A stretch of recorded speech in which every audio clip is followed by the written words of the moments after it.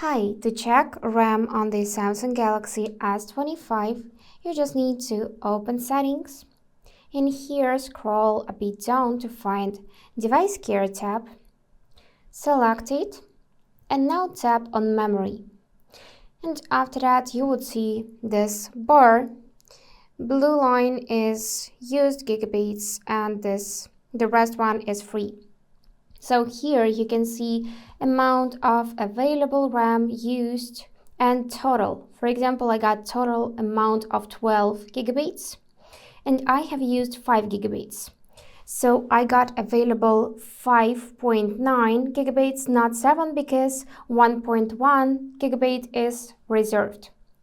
Also, you can free up memory by stopping background apps to clean 0.9 gigabits by tapping here. And don't worry, this won't delete any of data in apps, just free up some storage space.